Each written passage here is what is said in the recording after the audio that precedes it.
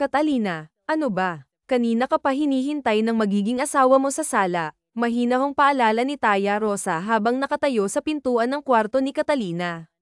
Ang tinig niya ay may halong inis ngunit nananatiling matigas ang tono. Ayoko po sa panot na iyon. Huwag niyo naman po akong ipagpalit sa pera. Halos mangiyak-ngiyak na pakiusap ni Catalina sa kanyang tiyahin, ang mga mata niya ay puno ng pagmamakaawa. Ngunit hindi natinag si Taya Rosa.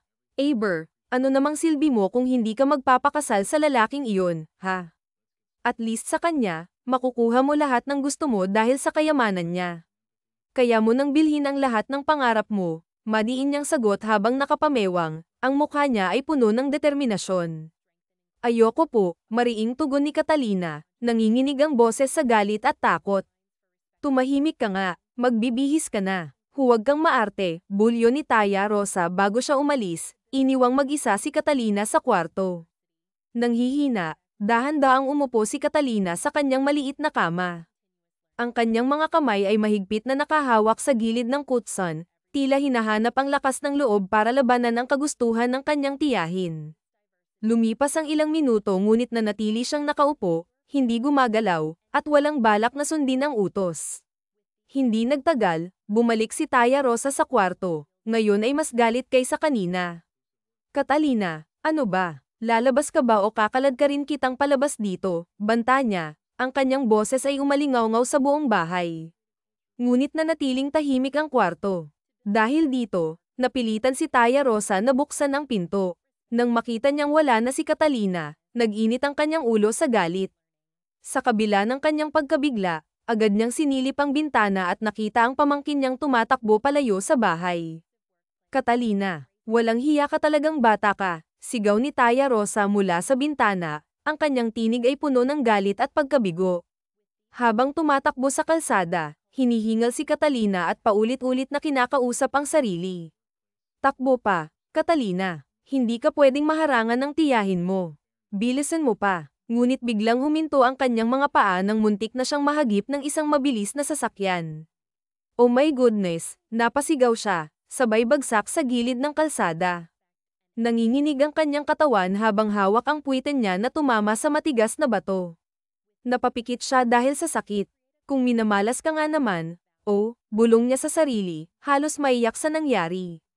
Ngunit naalala niyang hinahabol pa rin siya ng tiyahin kaya mabilis siyang tumayo at tumawid sa highway. Sa kanyang pagmamadali, hindi niya napansin ang isang sasakyan na biglang huminto sa harapan niya. Bago pa siya makatakbo ulit, sa pilitan siyang isinakay ng mga lalaking nasa loob ng sasakyan.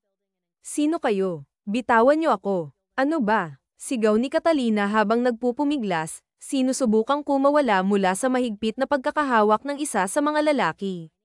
Madam, huwag ka na pong magmatigas. Hinihintay ka na po ng magiging asawa mo, mahinahong sabi ng isa sa mga lalaki, ngunit ang kanyang mga mata ay malamig at walang bakas ng awa. Nanlaki ang mga mata ni Catalina habang nakatitig sa lalaking may mahigpit na hawak sa kanyang braso. Anong asawa? Hoy, wala pa akong asawa, ha? Virgin pa ako kaya huwag kang ano dyan, oh. Nanginginig ang kanyang boses habang nagsasalita, halatang takot na takot. Baka naman, huwag naman sana. Hindi naman kayo mga tauhan ng panot na iyon, hindi ba? Nanginginig na tanong niya sa lalaking mukhang leader ng grupo. Halos mapangiti si Diego, isa sa mga tauhan, sa inakto ng kanilang amo, ngunit agad niyang pinigilan ang sarili. Alam niyang baka mabatukan siya ng masungit nilang amo kung makita nitong natatawa siya. Pagdating nila sa mansyon ng mga punalas, nanlaki ang mga mata ni Catalina sa laki at ganda ng mansyon na nasa harapan niya. Halos hindi siya makapaniwala sa nakikita. Seryoso ba talaga? Nasa Malapalasyo, na bahay ako. Hindi ba talaga ako nananaginip? May amnesia po ba kayo, madam?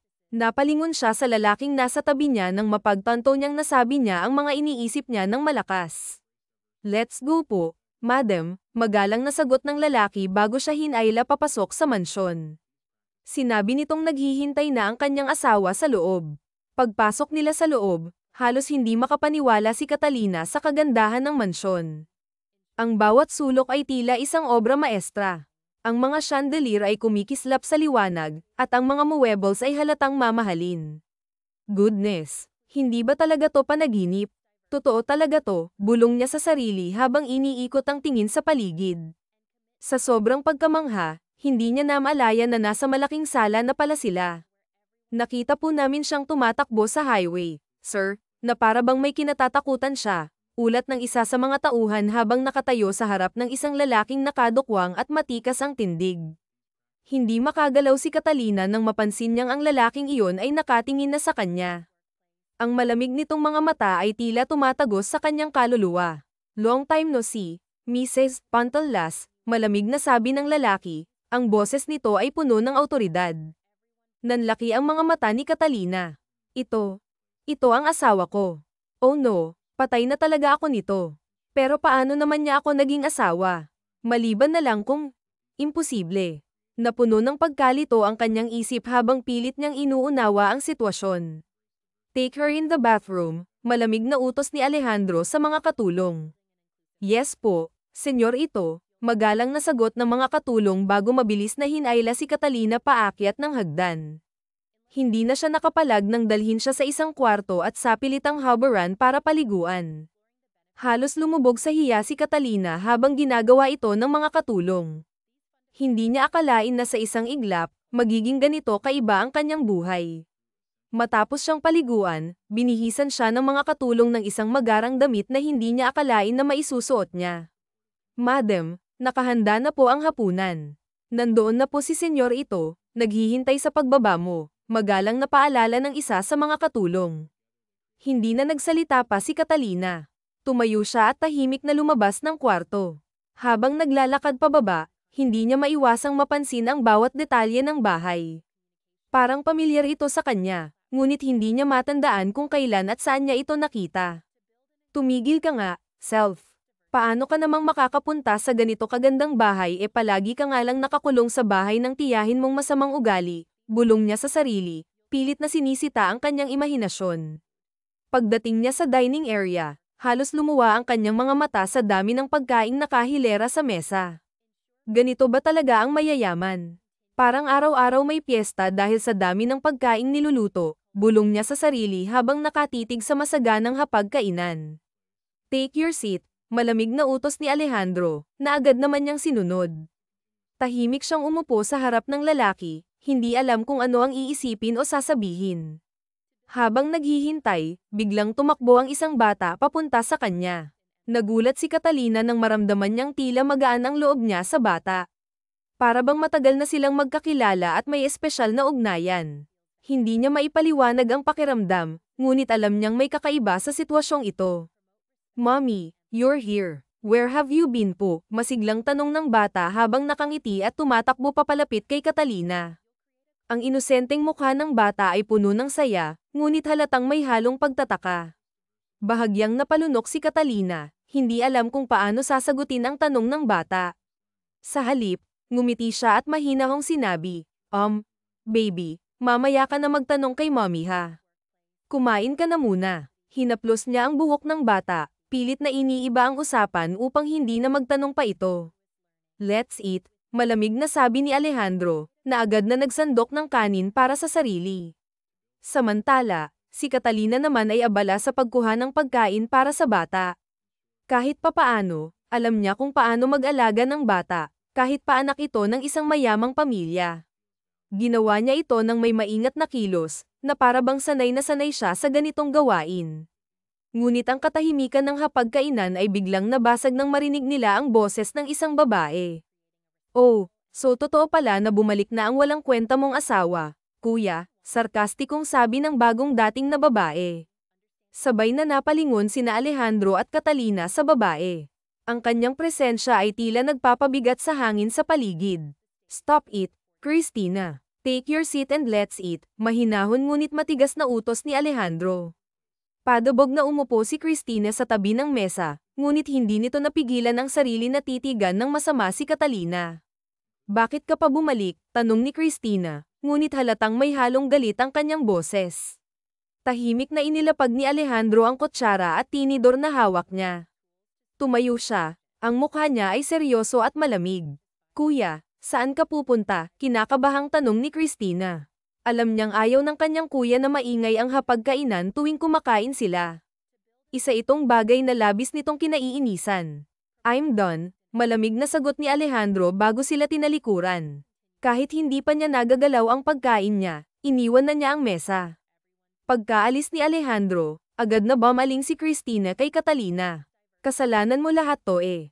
Kung hindi ka na sana bumalik pa, hindi na sana kami magkakagulo pa dito sa bahay. Galit na sabi ni Christina, ang mga mata nito ay nagliliyab sa galit. Ngunit nanatili lamang tahimik si Catalina habang mahinahong sinusubuan ng pagkain ang batang katabi niya. Hindi niya pinansin ang galit na babae. Wala akong ginagawa, so kaya kung pwede, tumahimik ka na lang, malamig na sagot ni Catalina, ngunit sa loob-loob niya, nagulat siya sa sariling tapang na ipakita ito sa harap ni Christina. How dare you to talk to me like that? Galit na sigaw ni Christina, sabay akmang sasampalin si Catalina. Ngunit bago pa tumama ang kamay ng babae, narinig nila ang malamig na boses ni Alejandro. Don't you dare try to slap her in front of my son, Christina. I'm warning you, banta ni Alejandro, ang boses niya ay mas malamig pa sa yelo. Agad na ibinaba ni Christina ang kanyang kamay, ngunit bakas sa mukha nito ang galit. Tinitigan niya ng matalim si Catalina bago siya tumalikod at umalis mula sa hapagkainan. Tita, bakit mo inaaway si Mommy? Inosenteng tanong ng bata kay Christina, na tila walang kamalay-malay sa tensyon sa paligid. Agad nang ngumiti si Christina at dumukwang sa pamangkin niya. No, baby, hindi ko inaaway ang mommy mo. Pinagsasabihan ko lang siya, sabi nito, pilit na pinapakalma ang bata. Ngunit sa likod ng kanyang ngiti, alam ni Catalina na may halong kasinungalingan ang bawat salita nito. Sa isipan ni Catalina, naisip niya, ang galing din palang umarte ng babaeng to. Nang makaalis si Christina, naiwan sina Alejandro, Catalina, at ang bata sa hapagkainan. I'm sorry kung ganun pa rin ang trato ni Christina sa'yo. Huwag mo siyang intindihin. Sa akin ka lang mag-focus at kay Mateo. Siya ang importante sa lahat, mahinahon ngunit seryosong sabi ni Alejandro. Biglang pumasok ang isa sa mga katulong, dala ang isang baso ng juice. Madam Maria, ito na po ang juice mo, magalang na sabi ng katulong habang inilalapag ang baso sa harap ni Catalina. Thank you, magalang na pasasalamat ni Catalina. Ngunit sa isip niya, nagtataka siya sa narinig. So, Maria pala ang pangalan ng kapareho ko ng mukha, sabi niya sa sarili. Kinuha niya ang baso at tiningnan ang laman nito. Inamoy niya ito bago tinikman. Ngunit sa unang tikim pa lang, muntik na siyang maduwal. Anong klaseng juice kaya to? Bulong niya sa sarili habang pilit na nilulunok ang ininom. Mommy, are you okay? Inosenteng tanong ng bata habang mahigpit na nakatingin kay Catalina, halatang nag-aalala. Ngumiti si Catalina kahit hindi may tatago ang bahagyang pamumutla ng kanyang mukha. Yes, baby, I'm okay, sagot niya, ngunit halata sa boses niya ang pag-aalinlangan. Mabilis siyang tumayo at nagmadaling pumunta sa lababo. Doon niya ibinuhos ang kanina pa niya gustong isuka. Napansin ng katulong at ni Alejandro ang nangyari, at parehong nagtaka kung bakit ganoon ang reaksyon ni Catalina. Lalo na si Alejandro, dahil alam niyang paborito ng kanyang asawa noon ang dragon fruit juice. Sa katunayan, nagagalit pa nga ito kapag walang ganoong inumin tuwing kumakain sila. Lumapit si Alejandro sa kanya, halatang nag-aalala. Are you okay? May masakit ba sa'yo? Tanong niya, habang maingat na hinahaplos ang likod ni Catalina upang alalayan ito. Huminga ng malalim si Catalina at pilit na ngumiti. I'm okay. Don't worry. Mabilis niyang sagot, sabay bahagyang lumayo kay Alejandro. Hindi niya maintindihan kung bakit parang may kakaibang pakiramdam siyang naramdaman, parang kuryente, nang hawakan nito ang kanyang likod. Samantala, sa may pinto, tahimik na nagmamasid si Christina. Hindi niya maalis ang kanyang mga mata kay Catalina. Para sa kanya, may kakaiba sa kilos at galaw nito, kaya't bawat detalye ng ginagawa ni Catalina ay binabantayan niya ng mabuti. Mommy, hindi ka na po aalis dito. Dito ka na po titira, inosenteng sabi ng bata habang mahigpit na nakahawak sa kamay ni Catalina. Ang mga salitang iyon ay parang isang kutsilyong tumagos sa puso ni Catalina. Hindi niya lubos maisip kung anong klaseng ina si Maria, at kung bakit nagawa nitong iwan ang bata. Ngunit sa kabila ng sakit na nararamdaman niya, pinilit niyang ngumiti. Yes, baby, dito na si Mommy. Hindi ka naiiwan pa ni Mommy, Sagot niya habang pinipisil ang malambot na pisngi ng bata. Napangiti siya kahit papaano dahil sa kakyutan nito. Tahimik lamang na nakamasid si Alejandro sa eksena. Habang pinapanood niya ang mag-ina, hindi niya maiwasang mapailing. Kakaiba ang Maria na nasa harapan ko ngayon, bulong niya sa sarili. Ngunit sa halip na pag-isipan pa ito ng mabuti, pinili niyang balewalain. Ang mahalaga lamang para sa kanya ay ang kasiyahan ng kanyang anak. Ngunit ang katahimikan ay muling nabasag nang biglang magsalita si Christina, puno ng iritasyon ang boses. Hanggang ngayon ba nagpapauto ka pa rin sa asawa mo, kuya? Kahit alam mong niloloko ka na niya. Napabuntong hininga si Alejandro bago sumagot. Nagbago na siya, mahinahon niyang sagot, ngunit halatang may bahid ng paninindigan ang kanyang tono. My goodness, kuya, ang katulad ni Maria, never nang magbabago, sarkastikong sagot ni Christina, sabay taas ng kilay. People change naman, sagot ni Alejandro, pilit na pinapakalma ang sarili. Kuya, pwede ba, huwag kang ang ano dyan. Huwag mong sabihin na mahal mo pa rin siya hanggang ngayon. Bahagyang natahimik si Alejandro bago sumagot. Mahal siya ng anak ko kaya bakit ko naman ipagkakait sa anak kong kaligayahan niya. Halatang nainis si Christina sa sagot ng kanyang kapatid. Ewan ko sa'yo. Ewan ko kung bakit hindi mo makita ang kasamaan ng asawa mong yan, galit na sabi niya bago padabog na lumabas ng opisina ni Alejandro. Napabuntong hininga si Alejandro at saglit na ipinikit ang kanyang mga mata. Ramdam niya ang bigat ng sitwasyon, lalo na't muling bumalik ang selos na matagal na niyang pilit nilalabanan. Huminga siya ng malalim, pilit pinapakalma ang sarili. Ngunit sa tuwing naiisip niya ang posibilidad na nanlalalaki ang kanyang asawa, tila umaakyat ang dugo niya sa ulo. Hindi niya namamalayan, nagiging mapanganib ang kanyang iniisip. Habang nasa mansyon, abala si Catalina sa ginagawa niya. Nagluluto siya ng merienda para sa kanila ng anak-anak niyang si Mateo. Maingat niyang hinihiwa ang mga prutas habang inaayos ang mga sangkap para sa pagkain.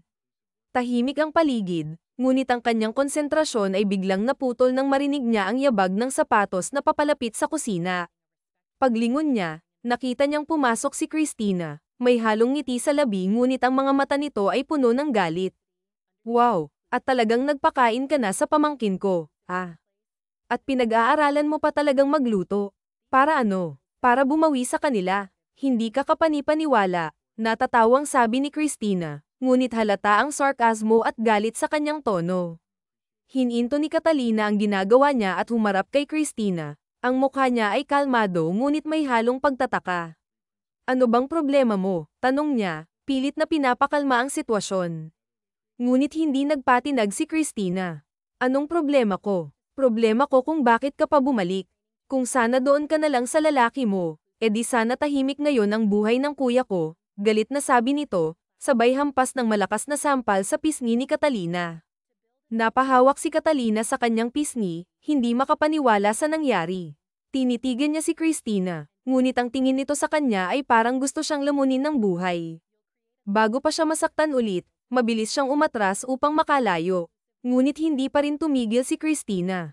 Mabilis nitong hinayla ang buhok ni Catalina at sinabunutan siya ng walang awa.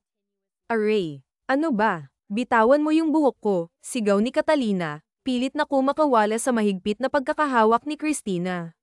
Ngunit mas lalo pang hinigpitan ni Christina ang sabunot sa kanya, tila ba sinasadyang pahirapan siya. Sa gitna ng kaguluhan, biglang pumasok si Santiago, ang nobyo ni Christina. Agad niyang nakita ang eksena at mabilis na lumapit upang awatin ang nobya. Honey, bitawan mo siya, madiing sabi ni Santiago habang pilit na hinihila si Christina palayo kay Catalina. Huwag kang makialam dito, Santiago. Baka sa'yo ko ilabas ang galit ko, galit na sigaw ni Christina sa nobyo. Ang mukha nito ay pulang-pula sa galit, at halatang hindi ito natatakot kahit kanino. Ngunit hindi nagpatinag si Santiago. Sa akin mo na ilabas ang galit mo, basta bitawan mo lang siya, mahinahon ngunit mariing sabi niya. Saktong nakawala si Catalina mula sa pagkakahawak ni Christina. Dahil sa tindi ng galit ni Catalina, isang malutong na sampal ang damapo sa makinis na mukha ni Christina. Nagulat si Christina, hindi makapaniwala sa nangyari. How dare you to slap me, galit na sigaw ni Christina habang hawak ang pisngi niyang namumula. Ngunit hindi nagpaawat si Catalina. How dare you to? Wala kang karapatan na saktan ako dahil kapatid ka lang ng asawa ko.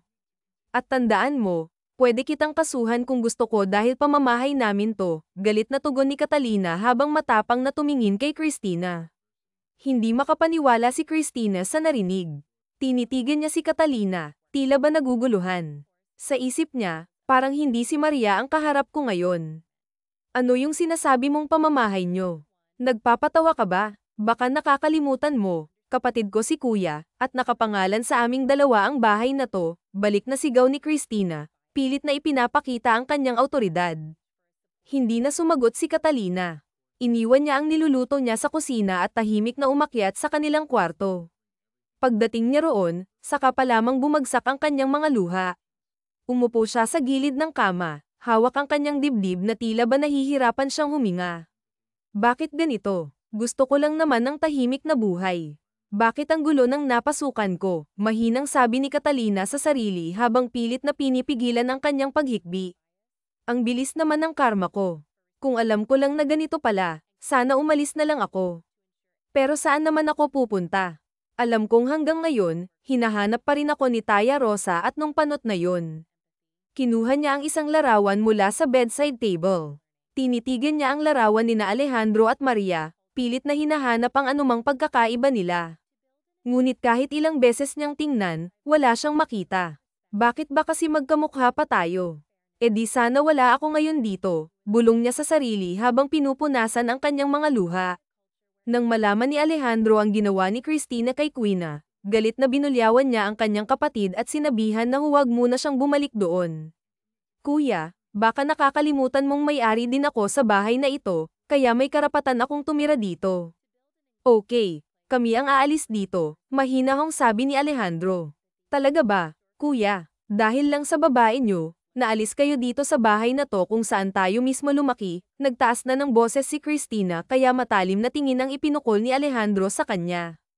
Kung ayaw mo sa asawa ko, pwede bang kahit na sa anak ko na lang, respetuhin mo siya. Kailangan niya ng kalinga ng isang ina, kaya kung maaari, huwag mong pair-alin yung pride mo. Isipin mo rin ang mararamdaman ng anak ko pag nakita niyang ginawa mo sa kanyang ina. Naramdaman mo ba ang sakit nang umiyak ang anak ko dahil inawi mo ang mommy niya? Sobrang sakit, Christina. Masakit sa akin na makitang umiiyak ang anak ko dahil naaawa siya kay Maria, sambat ni Alejandro sa kapatid niya. Balang araw, mararamdaman mo rin ang sakit kapag nakita mong anak mo na umiiyak. Pag nagkaanak ka na, malalaman mo rin kung bakit kahit niloloko na ako ng asawa ko, hinahayaan at hinahanap ko pa rin siya. Lahat ng ginawa ko'y para sa anak ko, Christina, dahil sa anak ko lang. Napayuko si Christina habang nakatingin sa kuya niya.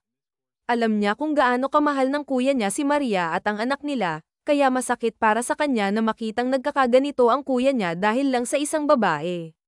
Fine, hindi ko na siya guguluhin, pero hindi ko maipapangako na hindi na ako makikialam sa buhay niyo. Mahal ko kayo, kaya hanggat kaya ko, pipigilan ko ang sarili ko alang-alang sa iyo at sa pamangkin ko. Kaagad nagpaalam si Christina kasama ang nobyo niya. Agad namang napahilamos sa kanyang mukha si Alejandro dahil sa frustration. Marami na siyang trabaho sa opisina niya na halos walang katapusan, at dumagdag pa ang kapatid niya. Nasaan ang Madam Maria niyo? Tanong ni Alejandro sa katulong. Nasa taas po, senyorita, pero kanina pa po siyang hindi lumalabas. Okay, umakyat si Alejandro sa taas kung nasaan ang kanilang kwarto. Pagdating niya doon, kaagad niyang binuksan ang pinto. Nakita niya ang kanyang asawa na nakahiga sa kama at halatang galing pa ito sa pag-iyak dahil may luha pa sa pisngi nito na pinunasan ni Alejandro. Napaka-inosente ng mukha ng asawa niya, ibang-iba noon na halos makeup lang ang nakikita. Mahinang hinaplos ni Alejandro ang mukha ng asawa niya at napabuntong hininga na lang siya. Hindi niya maintindihan ang sarili niya. Gusto niyang magalit ng husto kay Maria, pero ang puso niya ayaw makisama sa kanya. Kusa kasing sumasakit ang puso niya pag nakikita niyang nahihirapan si Maria. I'm so sorry kung pinilit kitang pakasalan ako. Ayoko lang na mapunta ka sa iba, dahil mahal na mahal kita, Maria, aniya habang hinalikan niya ang noo ng asawa niya. Dahil sa pagka-obses niya kay Maria noon, pinilit niyang pakasalan siya dahil ayaw niya itong maagapan ng iba. Pumayag naman si Maria dahil takot siya sa lalaki. Pero nang malaman ng boyfriend niya na nagpakasal na sila ni Alejandro, nagpakamatay ang lalaki at umabot yun kay Maria. Nagalit si Maria kay Alejandro dahil ito ang dahilan kung bakit nagpakamatay ang nobyo niya.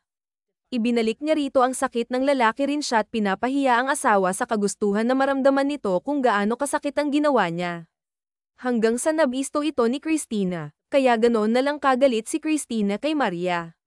Pero kahit ganoon ay hindi pa rin naniniwala si Alejandro hanggat hindi siya makakita ng ebidensya. Pinaimbestigahan niya ang asawa at doon na nagsimula ang lahat.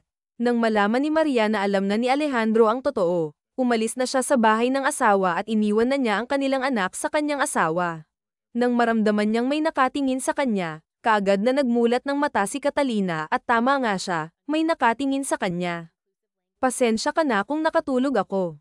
Kumain ka na ba? Kung wala pa, ipaghahanda kita. Sa halip na sagutin ay nakatitig lamang si Alejandro sa nagsasalitang asawa. Isa sa ipinagbago nito ay ang marunong na itong magluto, na hindi naman ito dating ginagawa sa asawa niya. Saan ka natutong magluto? Gusto sanang sabihin ni Catalina na sa tiyahin niya, pero hindi niya naisatinig dahil siguradong hindi ito maniniwala. Magluluto lang ako saglit, ipapatawag lang kita kapag nakaluto na ako. Hindi na hinintay ni Catalina na sumagot pa si Alejandro, mabilis na siyang lumabas ng kwarto at pumunta sa kusina para magluto. Matapos niyang magluto ay kaagad na niyang pinagising si Alejandro, pero pagbalik ng maid ay tulog na raw ito. Napabuntong hininga si Catalina habang nililigpit ang inihain niyang pagkain. Kami na po dyan, madam, presenta ng isang katulong kay Catalina. O sige, salamat. Mabilis na lumipas ang mga buwan at naging taon. Nagpapasalamat si Catalina at hindi na siya nahanap ng tiyahin niya at sa lalaki na gustong asawahin siya. Nakaupo lang si Catalina sa kama habang hawak ang isang frame kung saan ay nandoon ang larawan ni Alejandro. Alam kong kasalanan na ma-inlove sa lalaking may asawa na, pero hindi ko mapigilan pa na mahalin ka. Kahit ang lamig mo ay ang lakas pa rin ng dating mo sa akin. Hindi ko sinasadyang pangarapin ka, pero hanggang doon lang yun. Hanggang pangarap lang ako dahil hindi naman ako ang babaeng gusto mo. Mahina niyang anya sa sarili bago niya ibinalik sa lamesang maliit ang hawak niyang frame. Kamusta sa bahay? Tanong ni Christine sa butler ng kuya niya. Ito kasi ang sumando sa kanya sa airport. Kababalik lang ni Christine galing sa Singapore at sa bahay nila ng kuya niya siya dederecho. Okay naman po yang lady, magalang na sagot ng butler. Ang babaeng yun, nasa bahay pa rin po yang lady. Hindi na nagsalita pa si Christina. Mula nang mag-away sila ng kuya niya ay hindi na siya nakabalik ulit sa kanilang mansyon. Pagdating niya sa mansyon ay si Catalina kaagad ang nakita niya. Hindi kaagad siya bumaba ng sasakyan. Nagtataka siya kung si Maria ba talaga ang nakikita niya. Ang alam niya ay walang alam sa halaman at hindi mahilig sa halaman si Maria, pero sa nakikita niya ngayon ay iba. Palagi bang lumalabas ng bahay ang babaeng yan? Tukoy ni Christina kay Catalina. Pagkasama lang po niya ang kapatid mo at ang pamangkin niyang lady. Pakidala ang gamit ko sa loob at gusto ko muna siyang makausap, utos niya sa butler. Okay po yang lady. Tahimik lang si Catalina na nagdidilig sa mga halaman nang may biglang nagsalita sa likod niya. Alam mo bang matagal na akong may duda sa'yo, nakataas kilay na sabi ni Christina habang nakakross ang dalawang kamay niya. Saglit lang na tumingin si Catalina kay Christina at binawi din kaagad ang tingin niya. Nakabalik ka na pala, casual lang niyang sabi sa kaharap. Ang tanong ko ang sagutin mo. Matagal na akong may duda sa'yo, gusto ko lang na sabihin mo sa akin ang totoo. Napalunok ng sariling laway si Catalina nang seryoso siyang tignan ni Christina. Ano ba yang pinagsasasabi mo? Naglulumikot ang mata niya dahil ayaw niyang makipag-inin kay Christina. Hindi ikaw si Maria, hindi ba? Nakapunta ka lang sa ibang bansa, ganyan agad ang tanong mo pag uwi mo rito. Sabihin mo sa akin ang totoo at makakaasa kang wala akong sasabihin kay kuya. Napipi si Catalina at hindi agad nakasagot. Gusto niyang iwan ang kausap pero pag ginawa niya yun, sigurado lang lalo itong magdududa na hindi nga siya si Maria. Alam kong nag-aalangan ka, pero gusto kong malaman ang totoo. Sino ka? Ang totoong ikaw. Ako si Maria, kaya wala akong sasabihin sa'yo. Nagmamadali siyang umalis para hindi na siya makulot pa ng dalaga. Pag nalaman ni Christina ang totoo, siguradong tapos na siya, yun ang inaalala niya. Siguradong mahahanap na siya ng tiyahin kapag nakalabas na siya sa poder ng mga punti. Akala mo naman siguro matatakasan mo ako, fake na Maria. Sisiguraduhin kong mabubulgar ang totoo, nakangisi niyang sabi habang sinundan si Maria sa loob. Tita, mabilis na tumakbo si Mateo sa tita niya. Pumantay naman si Chris sa kanyang pamangkin nang tumakbo ito papunta sa kanya. Hello baby Mateo, ang bango, humadyak si Mateo nang halikan siya ng tita niya sa noo at ilong. Bakit po ang tagal ninyong bumalik, tita? Busy lang si tita baby, but don't worry dahil dito na ulit si tita titira. Malapad ang ngiti na sabi ni Christina sa pamangkin niya. Yehey, dito na ulit titira si tita, sigaw ni Mateo. Mula sa kinaroroonan ni Catalina ay bigla siyang nanlamig sa narinig. Siguradong hindi siya tatantanan ni Christina ngayong bumalik na ito sa mansyon. Sa kabilang dako naman ay nakangisi ng malademonyo ang isang babae matapos malaman ang balita sa kanya ng tauhan niya. Totoo ngang malapa ang buhay na meron ka, Maria. Pinatay na kita pero hanggang ngayon buhay ka pa rin at talagang pinahanga mo ako ha, nakangisi niyang sabi. Manmanan niyo pa rin siya, gusto kong malaman ang lahat ng kilos niya. Kape po, ma'am. Umalis na ang kanyang mga tauhan habang si Isabela ay humihit-hit lang ng sigarilyo. Malaki talaga ang swerte mo't nakita ka pa rin ng iyong asawa, at kahit ilang taon ang nakalipas bilib din ako sa asawa mo. Kahit ilang ulit na akong kumuha ng ebidensya patunay na nagtaksil ka nga sa kanya, hinanap ka pa rin talaga niya at hindi man lang sinaktan. Ang tanga talaga ng asawa mo. Ako ang nandito, nagmamahal sa kanya ng totoo, pero ikaw pa rin ang pinipili niya, galit na sabi ni Isabela. Bakit ka may hawak na kutsilyo? Takot na tanong ni Catalina kay Christina nang makita niya itong may hawak na kutsilyo habang nakaharap sa kanya. Huwag kang lumapit sa akin. Maawa ka, huwag mo akong saktan, please, nanginginig sa takot si Maria habang nakatingin kay Christina. Habang si Christina naman ay nataranta sa inaakto ni Maria. Kuya, malakas na sumigaw si Christina dahil pati siya'y natakot na rin sa nakikita. What happened to her? Hindi ko alam nakita niya lang ako na may hawak na kutsilyo nagkaganon na siya. Bigla na lang siyang sumigaw habang takot na takot at sabi niya huwag ko raw siyang sasaktan. Tawagan mo ang doktor, bilis. Mabilis na kumilos si Christina, kaagad niyang tinawagan ang kanilang family doctor para papuntahin sa mansyon. Wife, huwag mo akong hahawakan, please. Lumayo ka sa akin. Maria, maawa ka huwag mong gawin sa akin yan, please, umiiyak na sabi ni Maria. Hindi maintindihan ni Alejandro kung bakit ganon ang ikilos ng asawa niya. Yun ang unang pagkakataon na nagkaganon ng asawa niya simula nang makita niya ito. Pagdating ng doktor ay kaagad na sinuri niya si Maria, tinurukan din niya ito ng injection pampakalma. Gusto kitang makausap ng tayo lang, mahinang ani ng doktor kay Alejandro. Sininyasan ni Alejandro ang kapatid na lumabas na lang muna at ailak ang pinto sa kanilang kwarto. Sa tingin ko ay sinaktan noon ng asawa mo gamit ang isang kutsilyo kaya ganun na lang siya takot kapag nakakita ng ganang bagay. At may iba pa akong nalaman, sa tingin ko may sakit sa isip ang asawa mo. Hindi ako sure pero marami na akong nasuri na ganito rin ang kalagayan at lahat sila kumpirmadong may amnesia. At para makasigurado ay mas mabuting dalhin mo siya sa ospital para masuri kaagad siya. Are you sure about this? Sa dami ng cases na nahawakan ko katulad nito, sigurado ako. At para mas makasigurado pa kailangan siyang dumaan sa pagsusuri, payo ng doktor kay Alejandro. Salamat Doc at gusto ko sa atin na lang to. Ayokong may ibang makakaalam nito. Marahang tumango ang doktor kay Alejandro. Matapos mag-usap ay umalis na ang doktor habang naiwan naman si Alejandro sa kwarto kung saan nakahiga si Maria. What happened to you? Bakit ka nagkaroon ng amnesia?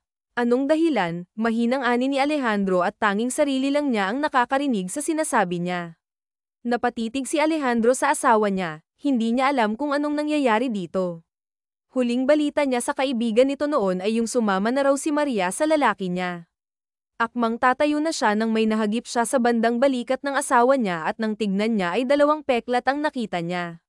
Buhay na buhay ito at hindi lang ito nakikita dahil palaging t-shirts ang suot ng asawa niya. Naikayam ni Alejandro ang kamao niya habang nakatingin sa kanyang asawa. Para makasiguro sa hinala ay inalis niya ang kumot sa asawa niya at tinignan ang katawan nito. Ganon na lang ang pag-igting ng panga ni Alejandro nang makita ang maraming peklat sa katawan ng asawa niya. Kusang tumulo ang luha ni Alejandro dahil sa nakikita. Kaya pala ayaw magdamit ni Maria sa mga sexing damit dahil yun pala ang dahilan, nahihiya pala siyang ipakita ang maraming peklat niya sa kanyang katawan. Kung sino man ang gumawa sa'yo nito, sisiguraduhin kong pagbabayaran ko siya sa ginawa niya sa'yo, galit na angle ni Alejandro. Nagtataka si Christina kung bakit ang bigat ng aura ng kuya niya nang dumaan ito sa tapat niya at hindi man lang ito lumingon sa kanya, parang wala itong nakikitang ibang tao. Pagdating ni Alejandro sa pinagkakatiwalaan niyang tao ay kaagad na inilapag niya ang isang tseke. Gaano ba yan kaimportante at ikaw pa mismo ang pumunta rito? Tanong ng isang tao habang humihit-hit ng sigarilyo. Ayokong may ibang makakaalam na sa'yo ako pumunta. Gusto kong alamin mo kung anong nangyari sa asawa ko 3 years ago pati ang tinitirhan niya. Alamin mo kung anong kaugnayan niya sa tiyahin niya. Yun lang pala. Bigyan mo lang ako ng 3 days makukuha ko na lahat ng impormasyon na gusto mo. Thank you. Mabilis na lumipas sa mga araw. Habang nasa kanyang opisina ay dumating ang inutusan niya para imbestigahan ang nangyari sa kanyang asawa noong hindi niya pa ito nahahanap. O na pinagagawa mo, nakatira ang asawa mo sa isang matandang dalaga. Ito raw ang nakapulot sa asawa mo noon at ito rin ang nagpagamot sa kanya sa ospital. Nang magkamalay na hindi na niya kilala ang sarili niya kaya ang nakapulot sa kanya nagpakilalang tiyahin nito. Ayon sa source ko, gusto siyang ipakasal ng itinuturing niyang tiyahin sa isang matandang mayaman at dahil ayaw ng asawa mo, lumayas siya sa bahay nila. About naman sa kung bakit nawalan siya ng alaala, nandyan na sa hawak mong envelope ang dahilan kung bakit nagkagagano ng asawa mo. Kailangan ko nang umalis. Tumango lang si Alejandro at nang maisara ang pinto ay sa kanya binuksan ang hawak niyang envelope. Habang nagbabasa ay mabilis na dumilim ang mukha ni Alejandro na nakatitig sa hawak niyang papel. Napasabunot siya sa buhok niya habang hindi makapaniwalang nakatingin sa nakasulat sa papel. Nilukot niya ang papel at basta na lang itinapon. Samantala sa mansyon, pagkagising ni Maria ay ang masakit na ulo kaagad niyang naramdaman. Alejandro, mahina niyang tawag sa asawa niya. Ang sakit. Halos bunutan ni Maria ang ulo niya dahil sa sakit habang iniinda ang sakit ay parang may kidlat na nagpakita sa utak niya. Nakita niya ang sarili habang umiiyak habang ang isang babae naman ay may hawak na kutsilyo at unti-unting lumalapit sa kanya. Huwag kang lumapit sa akin. Maawa ka, huwag mong gawin sa akin to, nagmamakaawang sabi ni Maria sa isang babae. Lalo pang sumakit ang ulo niya nang gusto niyang makita ang mukha ng babae na may hawak na kutsilyo. Nasa ganoong ayos si Maria nang maabyutan siya ni Alejandro. Mabilis na binuhat ni Alejandro ang kanyang asawa para dalhin sa ospital. Kuya, anong nangyari sa kanya?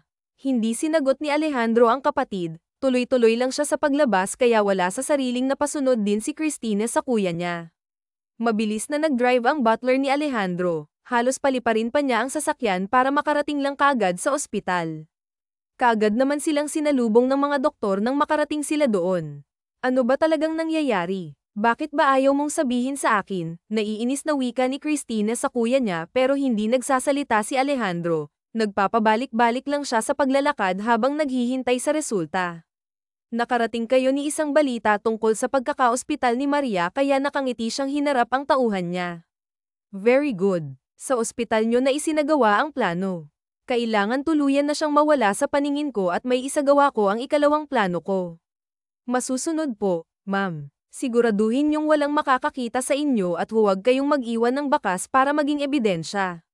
Nagkakaintindihan ba tayo? Opo, good. Umalis na kayo at balitaan niyo ako. Tumalikod na ang tauhan ni Isabela habang nakangiti naman siyang sumisimsim sa hawak niyang baso na may laman na wine. Sa ospital ay tahimik na nakatingin si Alejandro sa asawa niyang mahimbing na natutulog. Mabuti na lang at naturukan kaagad to ng gamot. Bakit hindi mo tawagan sila mommy at daddy para malaman nila ang kalagayan ni Maria? Suhestyon ni Christina. Hindi na ako. Bahala sa lahat. Maglalagay din ako ng tauhan para magbantay sa labas at huwag mo muna siyang iiwan hanggat hindi ako nakakabalik. Aalis ka. May importante lang akong gagawin. Paano kung magising siya? Sabihin mo may nilakad lang ako. Oh come on, kuya. Alam mong hindi kami okay ng asawa mo, di ba? Magbabago rin ang pagtingin mo sa kanya kapag nalaman mo na ang totoo. Kanina ka pa, kuya. Ano ba talagang totoo? Malalaman mo rin. Hindi pa muna ngayon. Tandaan mo ang bilin ko, huwag na huwag mong hahayaan na may ibang pumasok sa silid na ito kung hindi mo kilala. Nagkakaintindihan ba tayo? Napatango na lang si Christina at sinunod niya ang kuya niya. Nang makaramdam siya ng gutom ay saglit siyang nagpaalam sa mga bantay para bumili ng pagkain. Tulog pa si Maria kaya okay lang na umalis muna siya. Diego, pakibantayan mo muna si Maria sa loob ha. Ang mga kasama mo na lang muna dito sa labas. Sige po. Mabilis na pumasok si Diego sa loob at umupo sa sofa habang naghihintay kay Christina na bumalik. Agad na napatingin si Diego sa pinto nang bumukas yun at pumasok ang isang nurse. Mag-i-inject lang po ako ng gamot. Tumango si Diego at kaagad na ibinalik sa binabasa ang tingin. Hindi nagtagal ay lumabas na ang nurse. Nakasandal sa sofa si Diego at inaantok na naghihintay kay Christina. Ilang minuto na ang nakalipas pero wala pa rin to. Iidlip na sana si Diego nang biglang bumukas ulit ang pinto. Sa pag-aakalang si Christina ay hindi na niya lang to pinansin pero nang hindi nagsalita ang pumasok ay mabilis na nagmulat ng mata si Diego. Anong ginagawa mo? Nagulat ang lalaking nurse at hindi na ituloy ang ginagawa. Nilinggan nito si Diego na nakaupo sa sofa, hindi niya kasi napansin yun kanina. Tuturukan lang po siya ng gamot sir. Utos kasi ni Doc na dapat hindi siya malipasan sa gamot niya. Kakaturok lang ng gamot sa kanya, wala pang 30 minutes. Nang maglumi ang mata ng nurse ay mabilis na pinindot ni Diego ang alarm na nasa gilid niya dahilan para pumasok ang iba pang mga bantay sa labas. Napaatras ang nurse sa takmang hahawakan si Maria nang mabilis pa sa kidlat na dumapo sa panga niya ang sipa ni Diego kaya bumulagta siya sa sahig sa lakas ng sipa ng butler ni Alejandro. Kunin niyo siya at huwag niyong hahayaan na makawala. Utos niya sa iba pang mga bantay na kaagad naman na sinunod ng mga ito. Nang malaman ni Alejandro ang nangyari ay mabilis na bumalik siya sa ospital kung saan naruroon ang asawa niya, halos takbuhin na niya ang kwarto ng asawa nang makarating siya sa ospital. Anong nangyari? Meron pong pumasok para turukan siya ng gamot at nang suriin ito ng doktor isa pala yung lason. Nasaan siya? Pinadala ko na sa tauhan natin at siniguro na hindi ito makakatakas.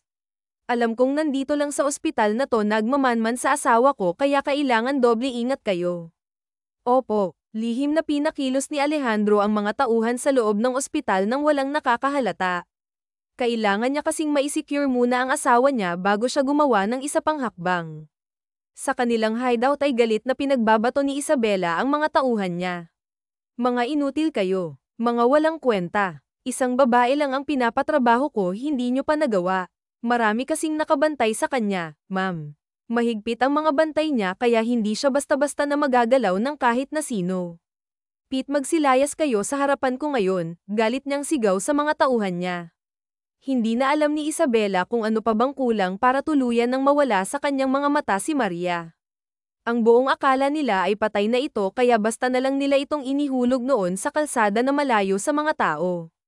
Hindi naman niya akalain na mabubuhay pa pala ito matapos siyang tulungan ng isang ginang. Huli na nang malaman ni Isabela na buhay pa pala ito kung hindi pa nasabi ni Christina sa kanya. Tama si Christina. Magagamit ko siya para makalapit ako kay Maria. Siguradong hindi niya ako makikilala dahil may amnesia pa siya. Bakit ba ngayon ko lang to naisip? Nakangiting sabi ni Isabela sa sarili niya. Kaagad niyang tinawagan ang kaibigan para kamustahin kung nakita na ba si Maria. Alam niyang madali niya lang yung mapapaniwala tulad noon nung ipakita niya sa kanya na may kasamang ibang lalaki si Maria. Hindi naman alam ni Christina na pinsan ni Isabela ang lalaki at ang babae na kasama nito sa kama ay girlfriend niya at para maniwala sila ay sadyang ginaya nila ang mukha ni Maria noon. Isabela, ikaw ba talaga yan? Masiglang sabi ni Christina nang makita ang dalaga sa video call. Oo, pasensya ka na kung ngayon ko lang naisipan na tumawag sawa. Masyado kasi akong busy. Ganun ba? Nako, okay lang. Lalo ka pang gumanda puri pa ni Christina kay Isabela. Of course, kailangan kibit balikat niyang sabi. Kamusta na pala kayo ng kuya mo? Namiss ko na siya. Nako, okay lang si kuya, gwapo pa rin naman siya.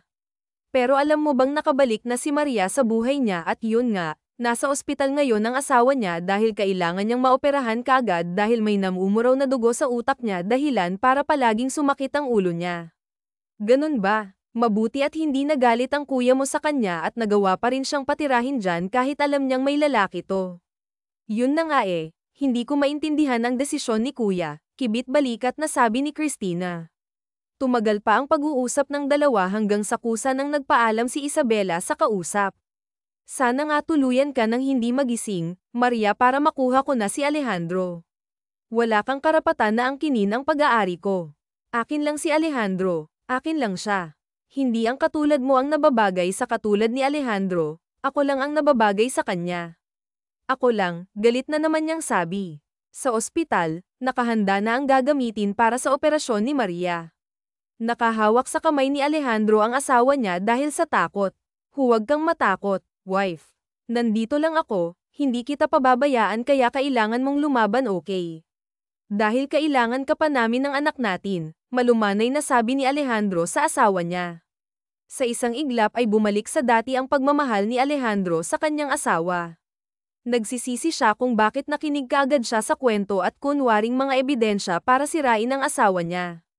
Kung hindi sana siya naniwala, hindi sana nawala ng ilang taon sa kanila ang asawa niya at hindi sana ito magkaka-amnesia dahil nagpadala kaagad siya sa selos na nararamdaman niya. Sobrang mahal niya si Maria kaya ganoon na lang kasakit para sa kanya na makitang may ibang lalaki na nakapatong sa kanyang asawa. Mr. Pantallas, kailangan nag-iisa lang sa operating room ang pasyente, ani ng doktor. Ni Maria. Alejandro, natatakot ako, mahinang sabi ni Maria. Huwag kang matakot, okay. Tandaan mong mahal na mahal kita, wife.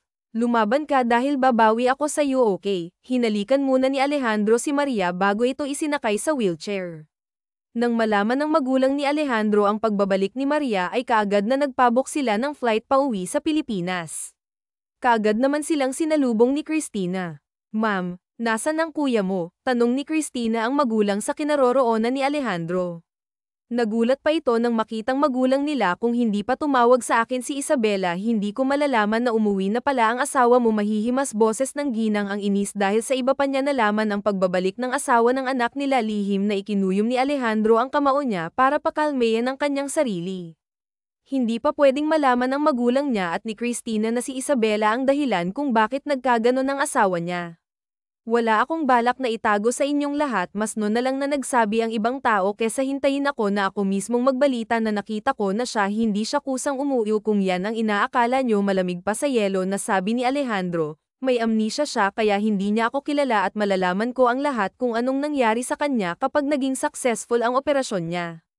Segunda pa rin niya agad na napipi ang ginang sa sinabi ng anak niya. Nagtataka siya kung bakit iba ang kwento ni Eunice sa kanila. Akala ko ba nagbalik si Maria para humingi na naman sa iyo ng pera, sabay na napatingin si Christina at Alejandro sa kanilang ina. Yun ang sinabi niya sa iyo, hindi ba niya naikwento kung paano ko natagpuan si Maria, malamig na tanong ni Alejandro sa kanyang ina. Mula sa hindi kalayuan ay dinig ni Eunice ang pinag-uusapan ng mga ito kaya mabilis siyang lumayo sa kinaroroonan niya bago pa siya makita ng lalaki. Mukhang nagkamali si Eunice sa sinabi niyang yun sa magulang ni Alejandro. Hindi niya akalain na magiging interesado ang mga ito kay Maria dahil ang alam niya, galit din ang mga ito kay Maria dahil sa ginawa nito, kuno. Mula sa kanyang kinauupuan ay tumunog ang cellphone ni Alejandro.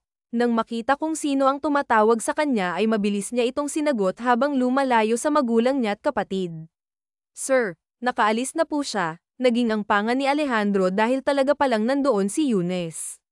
Sundan niyo siya kung saan siya pupunta. Huwag lang kayong damaykit masyado, utos niya sa kanyang tauhan. Kape sir, ibinaba na ni Alejandro ang tawag at bumalik na sa magulang niya. Umuwi na lang muna kayo ng mansyon, mom, dad. Alam kong pagod kayo sa biyahe. Pakitignan na lang din si Mateo at kapag nagtanong siya sa kanyang ina, sabihin niya na may nilakad lang. Ayaw ni Alejandro na ma-involve ang anak niya sa kinahaharap niyang problema ngayon. Sige. Pero tumawag ka sa amin kung may kailangan ka. Baka may maitutulong ako sa'yo. Salamat, Dad. Nakipagmaglang si Alejandro sa kanyang ama bago siya humalik sa kanyang ina. Ang naiwan sa ospital ay si Alejandro at Christina. Ayaw niyang iwan ang kuya niya. Nagigilty siya sa ginawa niya kay Maria. Wala naman siyang alam na may amnesia ito kaya pala hindi siya nito kilala. Kuya, umupo ka nga muna, pati ako nahihilo na sa'yo reklamo ni Christina. Wala kasing ibang ginawa ang kuya niya kung hindi magpabalik-balik ito sa paglalakad. Panay din ang tingin nito sa kanyang relo. May 3 hours pa, Napabuga pa siya ng hangin habang tumingin ulit sa oras. Naaawa namang nakatingin si Christina kay Alejandro. Ngayon niya lang ito nakita na ganito kabalisa at dahil yun kay Maria. Sa kakalakad ni Alejandro, hindi niya namalayan pa ang oras. Lumabas mula sa operating room ang doktor na kaagad namang sinalubong ng magkapatid. Kamusta ang operation, Doc? Okay na ba ang asawa ko? Tanong kaagad ni Alejandro sa doktor nang lumabas ito. Successful ang operation niya, pero as of now, under observation pa rin siya, balita ng doktor. Salamat, Doc. Si Christina na ang nagpasalamat sa doktor dahil hindi na nakapagsalita pa si Alejandro. Maya-maya lang pwede nyo na siyang kita. Maiwan ko muna kayo. Nakahinga ng maluwag si Alejandro nang marinig ang balita ng doktor. Nang mailipat na sa kanyang private room si Maria ay si Alejandro pa rin ang nagbabantay sa kanyang asawa habang pinauwi naman niya si Christina para makapagpahinga. Sa lahat ng nangyari sa buhay nila na mag-asawa ay ngayon ni Alejandro naunawaan kung bakit nangyayari ang lahat ng iyon sa buhay nila ni Maria. Malaki rin ang pagkukulang niya sa kanyang asawa noon kaya ngayong binigyan pa siya ng pagkakataon ay ipapalasap sa kanyang asawa ang saya kasama sila ng anak niya. Mabilis na lumipas ang oras na itinagal kay Maria para magising. Si Alejandro na malaya ni Alejandro na gumalaw na ang daliri ni Maria kasabay ng pagbukas ng kanyang mga mata. Puting kisame kaagad ang bumungad kay Maria nang magmulat siya. Oh my goodness, gising na siya, batid sa boses ng ginang ang saya. Mabilis namang nilapitan ni Alejandro ang asawa niya niyang diretso lang ang tingin. Thank you, mahinang sabi ni Alejandro. Wife, huwag ka munang gumalaw. Bawal pa muna sa iyong gumalaw dahil kaka-opera pa lang ng ulo mo, kusang tumulo ang luha ni Maria na makita ang mukha ng asawa niyang nag-aalala sa kanya at makikita sa mata nito ang saya. Nang dumating ang doktor ay kaagad na sinuri nito ulit si Maria. Pagkatapos ay pinabalik niya sa pagtulog ang pasyente. Kailangan hindi ito mapagod sa pag-iisip. Matulog ka na muna, wife. Nandito pa rin ako pagkagising mo. Kusang pumikit ang mga mata ni Maria at bumalik sa pagtulog. Pagod pa rin kasi ang pakiramdam niya kaya hinayaan niyang hilahin siya ulit ng antok. Nang masiguro na tulog na nga si Maria ay ipinagkatiwala niya muna sa kanyang magulang ang asawa niya. Sandali siyang umuwi sa mansyon para kamustahin ang anak niya. Talaga po, Daddy, malapit na pong umuwi si Ma'am. Yes, baby, kaya ikaw kailangan behave ka rito, okay? Babalik naman na mamaya sina lolo't lola, sila munang makakasama mo ngayon, HM. Okay po, Daddy. Pakisabi po kay Mommy na na-miss ko na po siya. Okay, baby, makakarating yan kay Mommy. Nagpaalam na si Alejandro sa anak niya. Humalik muna siya sa noon nito bago niya ito iniwan. Kalalabas lang ng arrest warrant niya, Mr. Pontelas.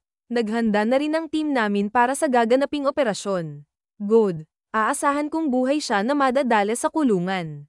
Gusto kong makita na pagdudusahan niya sa loob ng kulungan ng ginawa niya sa asawa ko. Makakaasa ka, Mr. Pontelas. Tuluyan nang nagpaalam si Alejandro sa kausap niya bago siya bumalik sa ospital. Sa kanyang tinitirahan na bahay ay nagplano ulit si Eunice kung papaano makalapit kay Maria nang siya na mismo ang papatay dito. Nang hanapin niya ang kanyang cellphone ay maraming miss call kaagad ang bumungad sa kanya. Nakalimutan niyang naka-silent pala yun. Kaagad niyang tinawagan ng kaibigan niya pero hindi niya ito makontak. What the heck, Javier? Sumagot ka. Pabalik-balik sa pag-dial si Isabela pero ganun pa rin. Kinabahan na siya kaya mabilis niyang inihanda ang kailangan niyang dalhin. Alam niyang hindi magmimit ng ganun karami kung hindi importante ang kailangan nito. Bago pa man makalabas ng bahay si Isabela ay dumating na ang mga pulis at napalibutan na ng mga itong tinitirhan niya. Huwag ka nang manlaban, Miss Asuncion. Napapalibutan na namin ang bahay mo kaya sumama ka na lang sa amin nang hindi ka na masaktan pa. Anong akala niyo sa akin? Tanga para magpahuli ako sa inyo. Over my dead body. Akmang bubunutin ni Isabela ang kanyang baril nang maunahan siya ng pulis. Dumaing sa sobrang sakit si Isabela nang mabaril ang kanyang kaliwang braso dahilan para mabitawan niya ang hawak niyang baril at sinegundahan pa sa kanyang paa. Halos mamatay sa sobrang sakit si Isabela at nagmamakaawang nakatingin sa kaibigan din niyang pulis. Gustong tulungan ni Javier si Isabela at dalhin sa ospital pero hindi pwede. Sigurado siyang mawawalan siya ng trabaho kapag nalaman ng mga ito na siya ang kasabwat ni Yunais para hindi ito mahuli at hindi malaman ang kasamaan na nagawa niya kay Maria. Mapait na ngumiti si Eunice sa kaibigan niya. Alam niyang gusto nitong tulungan siya pero hindi nito magawa. Wala rin siyang balak na ilaglag ito dahil alam niyang may pamilya rin itong binubuhay. Patawad, naawang sabi ni Javier sa kaibigan bago niya ito binuhat at isinakay sa ambulansya na naghihintay sa kanya. Naiintindihan kita, Javier. Patawad kung pati ikaw nadamay sa kasalanang nagawa ko, umiling si Javier at pinunasan ng mga luha niya. Wala kang kasalanan, kagustuhan kong tulungan ka. Kaya kung makulong man ako sa pagtulong ko sa'yo, tatanggapin ko yun, nakangiti niyang sabi sa kaibigan niya. Lalo lang naiyak si Isabela. Nagmahal lang naman siya kaya niya yun nagawa kay Maria at hindi niya hinanggad na umabot siya sa ganong punto na babalik rin sa kanya ang mga ginawa niya. Sa ospital ay nabalitaan ni Alejandro ang nangyari kay Eunice maging ang magulang niya alam na ang nangyari at kung ano ang mga kasalanan ni Eunice sa kanya at kay Maria. Hindi halos makapagsalita si Cristina sa nalaman. Walang nabanggit si Eunice sa kanya at maganda ang trato nito sa kanya kaya hindi siya makapaniwalang magagawa ng kaibigan niya yun sa asawa ng kuya niya. Matapos lumabas ni Maria sa ospital ay sa bahay bakasyon na nila sa Tagaytay sila dumiretso. Nauna na roon ang anak niya kaya hindi na sila dumaan pa sa kanilang mansyon. Kamusta na ang pakiramdam mo? Malumanay na tanong ni Alejandro sa kanyang asawa. Okay na ako. Akala ko hindi ko na masisilayan pang muli ang lugar na ito. Mahina niyang sabi sa asawa niyang nakaupo rin sa tabi niya. I'm sorry kung hindi sana ako naniwala noon kay Eunice, hindi ito mangyayari sa'yo. Alam kong napilitan ka lang napakasalan ako dahil sa ginawa ko sa boyfriend mo noon, pero hindi ko naman alam na magpapakamatay pala siya at sa pag-aakalang sobrang nagalit ka kaya ka nagloko para makaganti lang sa akin. Wala akong alam na mahal ako ni Eunice. Hindi ko rin alam na kaya niyang gawin ang lahat dahil lang sa akin. Sobrang mahal ka lang niya kaya niya ang nagawa na halos ikamatay ko na at nawalan pa ako ng memorya. Masakit naman talaga sa akin ang nangyari sa boyfriend ko noon dahil minahal ko rin naman siya, pero hindi ko naman inisip na magloko para lang makaganti sa'yo. Nagpakasal ako sa'yo dahil mahal naman talaga kita kaya ako pumayag sa gusto mo kahit naman hindi mo ginamit ang boyfriend ko ikaw pa rin naman ang pipiliin ko kaya siya nagpakamatay dahil nahuli ko siyang may kasama sa kama at sarili niyang sinisisi niya kung bakit ako nagpakasal sa'yo, mahabang paliwanag ni Maria kay Alejandro. What you mean? Tumango si Maria sa asawa niya. Yes, huwag mong sisihin ang sarili mo kung bakit siya nagpakamatay. Desisyon niya yun kung bakit niya hinayaan na gamitin siya ni Isabela laban sa'yo, malumanay na sabi ni Maria kay Alejandro. Hindi makapaniwalang nakatitig si Alejandro sa asawa niya. Hindi niya alam na may mabigat pala itong dinadala na hindi niya alam na galit pala siya dito ng husto nang hindi naman pala dapat. Marahang hinaplos ni Blow ang mukha ng asawa niya sabay halik niya sa labi nito na kaagad namang tinugon ni Maria. Napakapit si Maria sa leeg ng asawa niya habang hinapit naman siya ni Alejandro sa bewang at mas idiniin pa nito sa kanyang katawan. Bumalik ang alaala ni Maria kaya lahat-lahat ng nalaman niya noon ay ibinunyag na niya kay Alejandro. Ang magulang naman ni Alejandro na nasa ibaba lang ay naiiling na nakatingin sa dalawang nasa terrace na naghahalikan habang tinakpan naman ni Chris ang mata ni Mateo baka makita pa nito ang ginagawa ng magulang niya. Ew! Ang landi talaga ng dalawang to, reklamo ni Cristina na tinawanan lang ng kanyang magulang. Bakit kasi hindi ka pa rin mag-asa-awa kung naiinggit ka sa kuya mo? Natatawang sabi ng kanyang ina na sinegundahan naman ang daddy niya. Tita, may ayos po. Hindi ko po makita sila mommy at daddy, sabay na napatawang tatlo nang magreklamo na si Mateo. Kailan ka ba kasi mag-aasawa? 26 ka na, Cristina, my gosh. Kailan pa kaya kami makakakita ng apo namin? Huwag niyo na pong pangarapin yan ma'am. Walang balak si Santiago na pakasalan ako dahil mas importante sa kanyang trabaho niya kaysa sa akin, nakangusong sabi ni Cristina. Really, Cristina? At ako pa talaga ang dahilan, ang tagal ko nang nag-propose sa'yo pero ayaw mo. Biglang sumulpot si Santiago sa likuran ng mga ito kaya nagulat si Cristina kung bakit ito nandoon. Anong ginagawa mo rito? Sabi mo maimportante kang lakad ngayon, nagtatakang sabi ni Cristina. Meron nga dahil importante sa akin ang araw na ito. Biglang lumuhad si Santiago sa harap ni Cristina sabay bukas niya sa pulang box na may lamang ring. Napatakip sa kanyang bibig si Christina habang ang kanyang magulang naman ay kinikilig na nakatingin sa dalawa. Halos maiyak si Christina na mag-propose sa harap ng magulang niya si Santiago, hindi niya alam na gagawin ta ng lalaki. Wala nang paligoy-ligoy na umuo siya kay Santiago. Ito na ang hinihintay niya. Ang mag-propose ang nobyo niya kaharap ang kanyang magulang. Tignan mo nga naman mag-aasawa ng daan mong kaaway, natatawang sabi ni Alejandro habang nakatingin sa kapatid niyang nasa baba. Deserve din naman niyang sumaya kaya hayaan mo muna siya. Isa pa, noon lang naman kami nag-away, hindi na ngayon. Sino ba naman ako para hindi siya mapatawad, nakangiting sabi ni Maria. Niyakap ni Alejandro ang asawa at inakay na ito papasok sa kwarto nila. Matapos mag-propose ni Santiago kay Christina ay kaagad na umuwi ang mga ito sa Maynila para asikasuhin ang kasal nilang dalawa. Umuwi na rin sila Maria at Alejandro dahil tapos na ang leave ni Alejandro sa trabaho. Kamusta na pala yung kaibigan ni Isabela? Tanong ni Maria sa asawa niya habang nasa kalagitnaan sila ng biyahe. Nasa jail na siya, pinagbabayaran niya ang ginawa niyang pagtulong at pagkonsinti. Huminga si Maria at itinoon na lang ang pansin sa natutulog niyang anak. Pagdating nila sa mansyon ay nagpahinga lang saglit sina Alejandro at Maria dahil balak niyang dalawin ang dating kaibigan sa piitan. Are you sure na gusto mo na siyang makausap? Tanong ni Alejandro sa asawa niyang nakahiga sa braso niya. Kanina ka pa nagtatanong sa akin yan. Oo naman, gusto kong makausap siya. Bamantong hininga na lang si Alejandro bago hinalikan ang ulo ng asawa niya. Ayaw niyang magkausap pa sana ang mga ito dahil bumabalik lang ang galit niya sa babae pero hindi niya matanggihan si Maria. Nakahiga lang si Isabela sa higaan niya nang tawagin siya na may bisita siya. Nagtataka naman siya kung sinong dumalaw sa kanya gayong wala naman na siyang pamilya. Nang makarating sa visitors area ay nagulat si Isabela nang makita si Maria at kasama nito si Alejandro. Marahan siyang umupo sa harap ng mga ito habang hindi siya makatingin ng diretso sa kaibigan niya sa laki ng kasalanan niya rito. Hindi niya akalain nagugustuhin pa siya nitong makita. Kamusta ka na? Ito si Maria ang unang nagsalita. Ayaw kasing bumuka ng bibig ni Isabela. Okay lang ako. Salamat sa pagdalaw. Alam ko na hindi ka pupunta rito ng walang dahilan kaya sabihin mo na kung anong kailangan mo. Mahinahong sagot ni Isabela. Wala naman akong kailangan. Gusto ko lang na makita at makausap ka. Gustong matawa ni Isabela sa sinabi ng dating kaibigan. Sa kabila ng nagawa niya rito ay gusto pa rin siya nitong makita. Walang kapatawaran ng ginawa ko sa iyo noon. Sa pagsira ko sa buhay mo para lang magalit sa iyo ang asawa mo at ang pagtatangka kong pagpatay sa iyo, walang kapatawaran yon. Alam ko pero tao ka lang din naman kaya mo pang magbago at kaya mo pang ayusin ang buhay mo. Bakit ba ang bait mo sa akin? Dahil kaibigan kita, Isabela.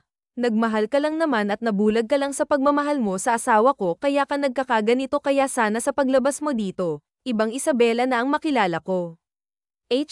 Gustong tumulo ng luha ni Isabela pero pilit niyang pinipigilan. Matapos ang oras ng dalaw ay nagpaalam na si Maria sa kaibigan niya. Natapos na lang ang pag-uusap nila ay hindi pa rin nagsasalita si Alejandro, tanging asawa niya lang ang kausap ni Isabela. Wala kasi siyang interest dito kung hindi lang dahil kay Maria ay hindi siya sasama sa kulungan para dalawin ang traidor nitong kaibigan. Okay ka na? Tanong ni Alejandro sa asawa niya habang nasa kotse sila. Okay na ako, thank you. Basta para sa iyo wife, walang problema. Kanina ka pa sa kakatawag sa akin ha, nakakairita na, biglang sumungit si Maria habang masama ang tingin ipinupukol kay Alejandro. Hey! What happened? Natatawang tanong ni Alejandro. Umasim kasi ang mukha ng asawa niya habang nakatingin sa kanya. Pwede ba? Nakakairita na tawagin mo ako sa pangalan ko. Hindi yung palagi kang nakawire dyan. Masungit na aniya nito bago iniwan si Alejandro sa sala. Mateo, come to mommy baby, sigaw ni Maria sa anak niyang nasa taas pa kasama ang kanyang yaya. Ari doon, pati si Christina ay nagtataka. Kababalik lang ng mga ito mula sa abroad dahil doon sila nag-honeymoon 3 buwan din ang itinagal nila doon bago pa bumalik sa Pilipinas. I don't know, bigla na lang sumungit Talaga, hindi kaya buntis, agad na natigilan si Alejandro sa sinabi ng kapatid niya. Sinong buntis? Parehong napalingon si Alejandro at Christina sa bagong dating si Maria.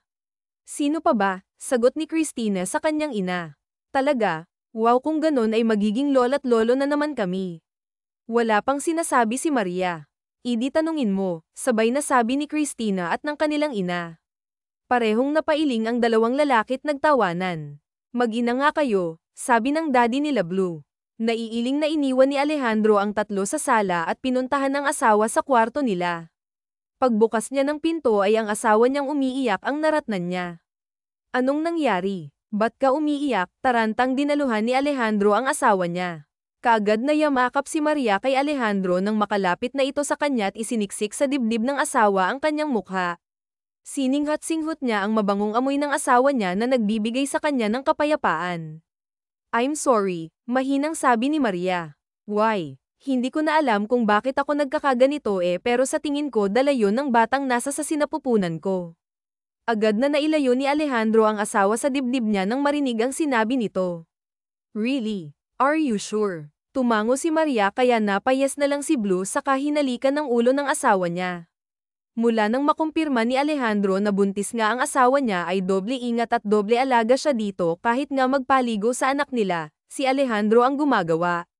Unti-unti nang lumaki ang tiyan ni Maria hanggang sa naging ganap na itong 9 na buwan. Kahit busy sa trabaho ay hindi pa rin nakaligtaan na i-check ni Alejandro ang kalagayan ng asawa kahit nasa opisina pa siya hanggang sa isang araw habang nasa kalagitnaan siya ng meeting ay tumunog ang cellphone niya. Hindi pa man siya tapos sa pagdidiskitahan. Kuya, nandito na kami sa ospital. Asan ka na? Reklamo ni Christina sa kabilang linya. I'm coming. Hindi na niya hinintay pang matapos ang meeting niya kaagad na siyang umalis para puntahan ang asawa niya. Pagdating niya roon ay nandoon na ang kanyang ina't kapatid. How was my wife? Kaagad na tanong niya sa mga ito.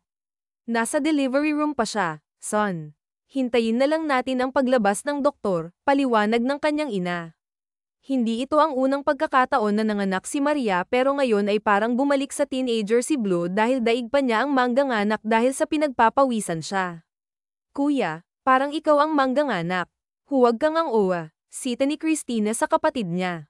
Sa halip na patulan ay pinabayaan na lang siya ni Alejandro at hinintay ang paglabas ng doktor. Kaagad na sinalubong nila ang doktor nang lumabas ito galing sa delivery room. Kamusta ang asawa ko, Doc? She's fine at normal naman ang panganganak niya at congratulations, lalaki ang anak mo again. Masamang tingin ang ipinukol ni Alejandro sa kapatid niya. Napasay naman si Christina ang akala niya kasi babae ang anak ni Maria. Naghanda pa naman siya ng mga damit na para sana sa pamangkin niya. Nang mailipat na ng room si Maria ay naging maingay sila ang cute lang kasi ng anak ni Alejandro na talaga namang nagmana sa kanya. Ang cute ng baby. Nako, siguradong may magpapakamatay na naman sa gwapo mong yan, baby, natatawang sabi ni Christina. Maging ang kanilang magulang ay natatawa na rin sa sinabi ni Christina.